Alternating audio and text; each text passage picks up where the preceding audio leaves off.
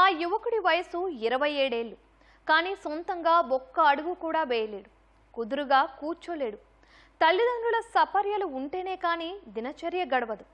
అయినా వైకల్యం శరీరానికే కానీ సంకల్పానికి కాదని నిరూపిస్తున్నాడు. చదువుల కోసం బడికి వెళ్ళలేదు. డిగ్రీలు తీసుకోలేదు. మొబైల్ ద్వారా డిజిటల్ మార్కెటింగ్ రంగంపై పట్టు సాధించాడు. నెలకు 50,000 రూపాయల జీతంతో కార్పొరేట్ కంపెనీలో టీం లీడర్గా రాణిస్తున్నాడు ఆదిలాబాద్కు చెందిన టెంబేకర్ వెంకటరమణ.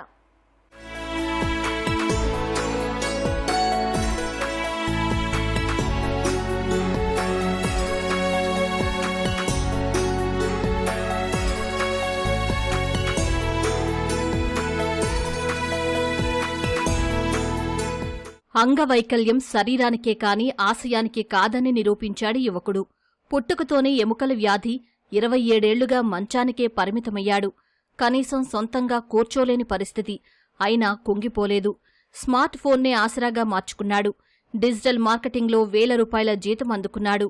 చదువుకున్నవారు ఉద్యోగాల్లేక బాధపడుతున్న ఈ రోజుల్లో వైకల్యాన్ని జయించి వేలల్లో సంపాదిస్తున్నాడు యువకుడు.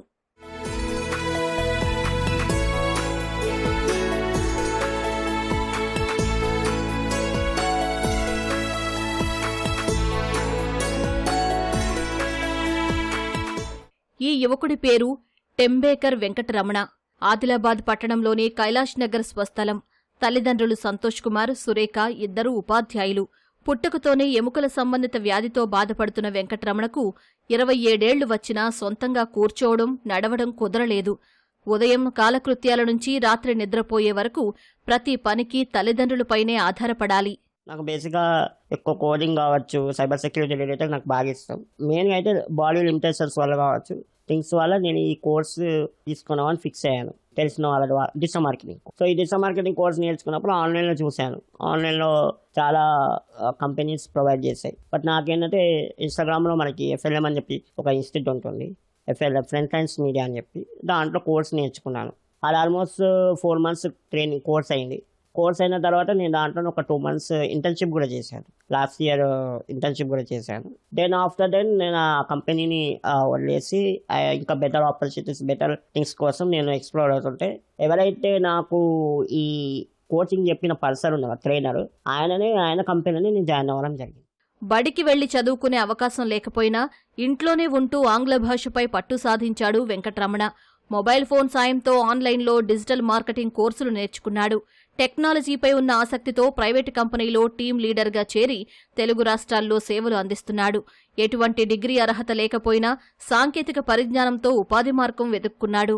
క్రమంగా నా స్కిల్స్ని, నా థింగ్స్ని బేస్ చేసుకొని ఆ కంపెనీలో నేను డిజిటల్ మార్కెటింగ్ టీమ్ లీడ్గా అయ్యాను. ఈ ఫిబ్రవరిలో మేము ఇంకొక కంపెనీ కూడా ప్యారల్గా స్టార్ట్ చేసాం. అంటే మా బాసే స్టార్ట్ చేశాం. అది KTM డిజిటల్ మార్కెటింగ్ సొల్యూషన్స్. ఇది ఏజెన్సీ బేస్డ్. ఒక క్లయింట్కి మనము సర్వీసెస్, వెబ్సైట్ క్రియేషన్ కావచ్చు, ఇవన్నీ సర్వీసెస్ మేము ఇస్తామన్నమాట. So complete dependency on my mobile. నేను 11 వేసినా, నేను ఏం చేసినా, నేను ఎన్ని మీటింగ్స్కి అటెండ్ అయినా, ఏం వర్క్ చేసినా కానీ అది కంప్లీట్ నా మొబైల్ అని చేస్తాను. ఒక చేత్తోనే మొత్తం ఆఫీస్ ఆపరేషన్స్ కావచ్చు, మొబైల్లోనే ఎవ్రీథింగ్ అటెండ్ అవుతాను. ఎవ్రీథింగ్ నేను మొబైల్ నుంచి చేస్తాను. మొబైల్ అనేది మనకు చాలా మంచి ఆయుధం. అందరు కాకపోతే అన్ఫార్చునేట్లీ అది మిస్యూజ్ అవుతుంది. కానీ మొబైల్ని మీరు ప్రాపర్గా యూజ్ చేసుకుంటే మీకున్న స్కిల్ ఏదైనా కానీ, అది జాబ్ అనే కాదండి. మీరు కాంటెంట్ క్రియేటర్స్, ఇప్పుడు ఇవాళ రేపు ఇన్ఫ్లుయెన్సర్స్ అవుతున్నారు, కాంటెంట్ క్రియేటర్స్ కావచ్చు, లేకపోతే ఇంకేమైనా కోర్సెస్ నేర్చుకోవచ్చు.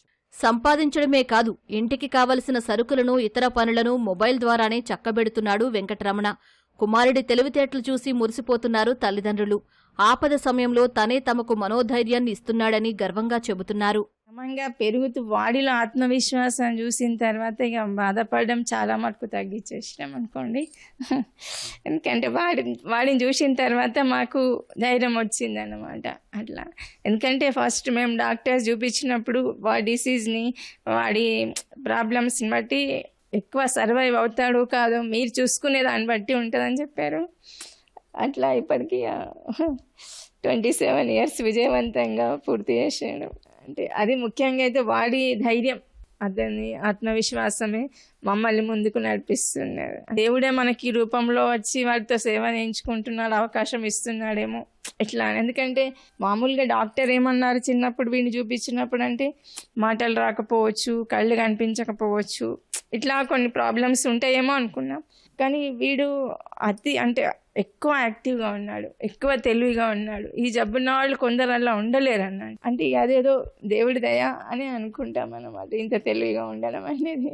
ఇన్స్టాగ్రామ్ అనేటువంటిది నాకు తెలియదు, కానీ వానికి తెలుసు. అన్నీ కూడా వాటి ద్వారా సోషల్ మీడియా ద్వారా నేర్చుకున్న తర్వాత ఒకరోజు నేను నాన్న ఇది ఒక కోర్సు ఉంది, దానికి ఫీజు కట్టాలి, 6,000 రూపాయలు ఉంటుంది ఫీజు మరి అంటే, ఫీజు ఏది ఉందో నేను కట్టేస్తానని చెప్తే అందులో ఫ్రంటెక్ ఇండియా మీడియా ప్రైవేట్ లిమిటెడ్లో ఒక కోర్స్ అనేటువంటిది చేయడం జరిగింది.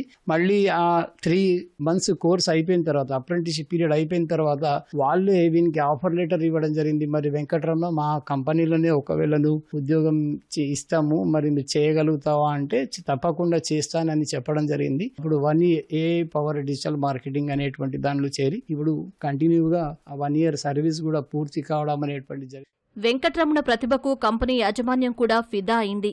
ఆయన పనితీరు వల్ల మార్కెటింగ్ రంగంలో తాము దూసుకుపోతున్నామని అంటున్నారు సంస్థ సీఈఓ సుబ్రహ్మణ్యం. మీకు సింపుల్ గా 1 line లో వెంకట్ గురించి చెప్పాలంటే, is a masterpiece in my way.